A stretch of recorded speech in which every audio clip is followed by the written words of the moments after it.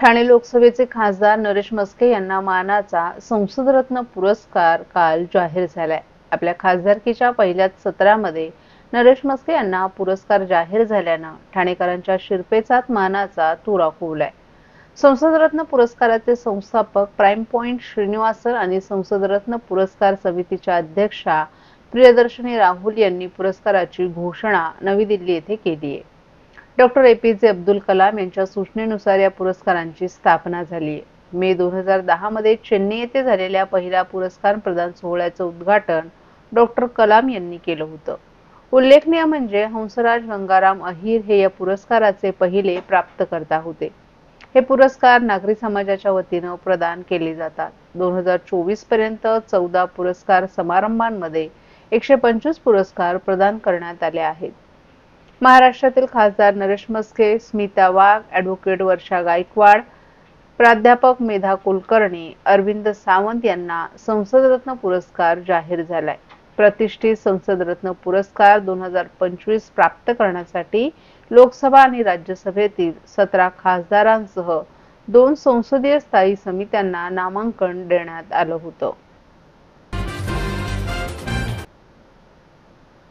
तलावांचा शहर असा लौकिक असलेल्या ठाणे शहरातील सिद्धेश्वर तलाव मृत झाला असल्याची भीती व्यक्त होत आहे। या तलावात 24 दिवसात सलग तिसऱ्यांदा शेकडो माशांचा मृत्यू झाला असून महापालिकेचे प्रदूषण मुक्तीचे प्रयत्न फोल ठरलेत। या प्रकाराबद्दल भाजपचे माजी गटनेते नारायण पवार यांनी संताप व्यक्त केलाय।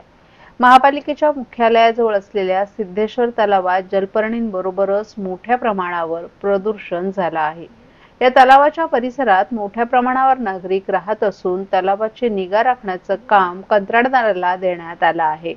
परंतु या कंत्राटदारावर महापालिकेच्या काही अधिकाऱ्यांकडून मेहर नजर ठेवली जात आहे। त्यामुळे या तलावातील प्रदूषणावर उपाययोजना झाली नाही। परिणामी 24 एप्रिल रोजी माशांचा मृत्यू झालाय। त्यावेळी महापालिका आयुक्त सौरभ राव यांच्याकडे तक्रार केल्यानंतर आयुक्तांनी तातडीने उपाययोजना करण्याचे आदेश दिले। परंतु त्यानंतरही तलावातील परिस्थिती बदलली नसल्यामुळे 10 मे रोजी पुन्हा माशांचा मृत्यू झाला होता। तर आज पुन्हा या तलावातील शेकडो मासे मृत झाले असल्याचं आढळले। या प्रकरणाची महापालिकेच्या प्रदूषण नियंत्रण विभागाकडे तक्रार केल्यानंतर तलावातील ऑक्सिजन संपला असल्याचं कारण सांगण्यात आलं। प्रदूषण विभागाकडून तलावाची देखभाल केली जाते, मात्र 3 वेळा माशांच्या मृत्यूची घटना घडूनही मृत्यूच्या कारणाचा शोध लागला नाही। शहरातील इतर कोणत्याही तलावात माशांच्या मृत्यूची घटना घडली नाही। त्यामुळे सिद्धेश्वर तलावातील प्रदूषणावर 24 दिवसात काहीही प्रयत्न झाले नसल्याबद्दल नारायण पवार यांनी संताप व्यक्त केला। या तलावाची स्थिती सुधारण्यात महापालिका अपयशी ठरल्यामुळे सिद्धेश्वर तलाव हा मृत झाला असं समजायचं का, असा सवाल नारायण पवार यांनी केला आहे। महाराष्ट्रातील भगिनींना आधार देणारी राज्य शासनाची मुख्यमंत्री माझी लाडकी बहीण योजना। या योजनेअंतर्गत अल्प उत्पन्न गटातील 21 ते 65 वयोगटाच्या भगिनींना मिळणार दरमहा 1500 रुपयाची मदत। अर्ज करण्यासाठी 31 ऑगस्ट 2024 पर्यंत मुदतवाढ। कुटुंबाचं वार्षिक उत्पन्न 2.5 लाख रुपयांपेक्षा कमी असलेल्या महिला पात्र। कुटुंबाकडे पिवळं किंवा केशरी रेशन कार्ड असल्यास उत्पन्नाचा दाखला आवश्यक नाही। पांढरं रेशन कार्ड असेल किंवा रेशन कार्ड नसेल तर कुटुंबाचं वार्षिक उत्पन्न 2.5 लाखांपेक्षा कमी असल्याचा दाखला आवश्यक। योजनेसाठीचा ऑनलाईन अर्ज नारी शक्ती दूत ॲपवरून किंवा पोर्टलवर भरता येईल। ज्या भगिनींना ऑनलाईन अर्ज भरता येत नसेल त्यांच्यासाठी अंगणवाडी, ग्रामपंचायत, वॉर्ड ऑफिस, सेतू सुविधा केंद्रामध्ये किंवा आशाताई बचत गटाच्या CRP यांची मदत उपलब्ध। आता आपल्याला अभिमानाने म्हणता येईल, सुखी आणि सुरक्षित आहे माझी लाडकी बहीण।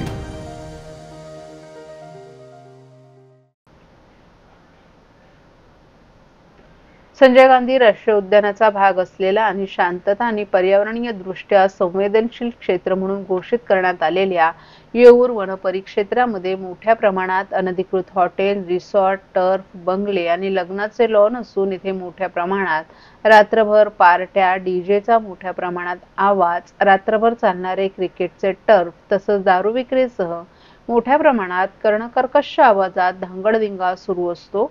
त्यामुळे येथील राष्ट्रीय सुरक्षेच्या दृष्टीने अतिसंवेदनशील असलेल्या हवाई दल स्टेशन आणि उपग्रह दळणवळण केंद्र यांना गंभीर धोका निर्माण झालाय।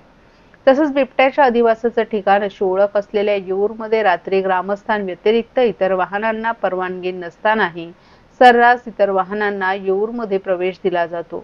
वाहनांची रात्रभर ये-जा तसंच अतिशय प्रखर स्वरूपाची रोषणाई आणि गोंगाटाचा त्रास यामुळे निशाचर प्राणी, पक्षी पूर्वीप्रमाणे येऊरमध्ये दिसत नाहीत। तसंच हॉटेल, टर्फच्या आतील भाग दिसू नये म्हणून उभारण्यात आलेल्या उंच संरक्षक भिंतींमुळे प्राण्यांच्या वाहिवटीचे मार्ग बंद झालेत। महानगरपालिकेच्या मेहरबानीने अनधिकृत हॉटेल आणि बंगले यांना 24 तास पाणी पुरवठा होत असताना येथील आदिवासी बांधवांना मात्र पाणी टंचाईचा सामना करावा लागत असल्याचा आरोप ठाणे काँग्रेसचे अध्यक्ष विक्रांत चव्हाण यांनी केलाय। काही दिवसांपूर्वी येऊर परिसरात पार्टीसाठी गेलेल्या एका 25 वर्षीय तरुणीला जबरदस्तीने मद्य पाजून तिच्यावर 2 जणांनी सामूहिक बलात्कार केल्याच्या घटनेमुळे नागरिकांमध्ये प्रचंड संताप आहे। या घटनेचा निषेध करत येऊर के सन्मान में काँग्रेस मैदान में या शीर्षकाखाली ठाणे काँग्रेसचे अध्यक्ष विक्रांत चव्हाण यांच्या नेतृत्वाखाली दौरा करण्यात आला। यावेळी येऊरमध्ये असलेली अनधिकृत हॉटेल, रिसॉर्ट, टर्फ, बंगले आणि लग्नाचे हॉल आणि लॉजिंग दाखवत त्यांच्यावर कारवाई करून जमीनदोस्त करण्याची मागणी ठाणे काँग्रेसचे अध्यक्ष विक्रांत चव्हाण यांनी केली आहे। मैदानामध्ये आहे येऊरच्या मोठ्या प्रमाणात अनधिकृत बंगले असतील, टर्फ असतील वाढत चाललेले आहेत। रात्री 2-2, 3-3 वाजेपर्यंत ह्या येऊर विभागामध्ये पार्ट्या चालतात, मात्र प्रशासनाकडून याची कोणत्याही प्रकारची दखल घेतली जात नाही। येऊरमध्ये आता नुकतंच एक 5 स्टार हॉटेल सुरू होत आहे, काम चालू आहे। कुठे आहे ते 5 स्टार हॉटेल? आता चालू आहे ते, तिथे जायचंय आपल्याला। 5 स्टार हॉटेल चालू होतं। या येऊरमध्ये असंख्य शेकडो बंगले, शेकडो क्लब्स, शेकडो मटक्याचे धंदे, शेकडो दारूचे धंदे, शेकडो लॉन्स याच्यामध्ये सगळे हे निर्माण झालेले आहेत। वैयक्तिक बंगले, हे बंगले 90% भाड्याने दिले जातात। राजरोजपणे इथे रेव पार्ट्या चालतात आणि मग पोरं पोरी यांच्यामुळे मग ही भानगडी होऊन रेप होतात। आमचा मुद्दा हाच आहे की येऊर जर वन्यजीवन प्रोटेक्शन ऍक्ट खाली येतं तर येऊरमध्ये एवढी बांधकामं कशी काय होऊ दिली महानगरपालिकेने, वन खात्याने आणि पर्यावरण विभागाने?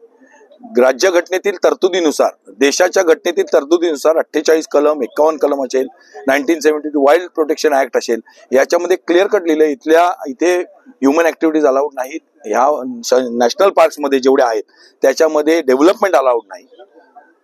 यामध्ये मग ही जी रेती भीतीची ज्या गाड्या येतात, ही डेव्हलपमेंट झाली, ह्याला जबाबदार कोण? ह्याला राज्य शासन जबाबदार आहे, इथले स्थानिक वन खात्यावाले जबाबदार आहेत, महानगरपालिका जबाबदार आहे, पोलीस जबाबदार आहेत, ही सगळी मंडळी। आणि हा संपूर्ण आता या घनकचऱ्याचा प्रश्न आहे, पाण्याचा प्रश्न आहे। मला सांगा, इथना घनकचरा उचलला कसा जातो? इथे पाणी जर महापालिका देत नाही तर पाणी कुठून येतो? एकीकडे महानगरपालिका क्षेत्रामध्ये जेन्युइन टॅक्स पेयर्सना टॅक्स भरावा लागतो, करोडो अब्जूचा टॅक्स भरावा लागतो। आणि इथे सुविधा, इथे बघा रस्ते बिस्ते सगळ्यांना करून दिलेले आहेत, पाणी दिलेलं आहे, लाईट दिलेलं आहे, MSEB वाले पण लाखो रुपयाचा भ्रष्टाचार आहे। सगळ्या लोकांचे बंगले आहेत, अधिकारी असतील, वकील असतील, डॉक्टर असतील, कलेक्टर, माजी कलेक्टर असतील, माजी पोलीस अधिकारी असतील, सगळे राजकीय नेते असतील, आमदार, मंत्री, माजी महापौर, सगळ्यांचे बंगले आहेत माझे सोडून। तर आमची काँग्रेसची आग्रही मागणी आहे, हे येऊर बंद झालं पाहिजे। आम्ही भरपूर पत्रव्यवहार केलेला, नाही तर आम्ही PIL करणार आहोत जून महिन्यात, जनहित याचिका। पोलीस कमिशनर पार्टी, वन खात्याचे मिनिस्टर पार्टी, पर्यावरण एन्व्हायरमेंट मिनिस्ट्री पार्टी, महापालिका पार्टी, या सगळ्यांना आम्ही पार्टी करून हे सगळे बंगले अधिकृत असतील किंवा अनधिकृत, इथे एंट्रीज बंद करा, ते बंगले तसे सोडून जाऊ दे। आणि या सगळ्या जमिनी आणि सगळे बंगले, ही सगळी बांधकामं सरकार जमा करा, ही आमची प्रमुख मागणी आहे। सरकारला जमा करून टाका ही बंगले, किंवा मग इथे एक मोठं हे काढा, काय बोलतात त्याला, गोरगरिबांना म्हणजे आश्रम बिश्रम असेल किंवा गोशाळा वगैरे ह्याच्यासाठी हे करा।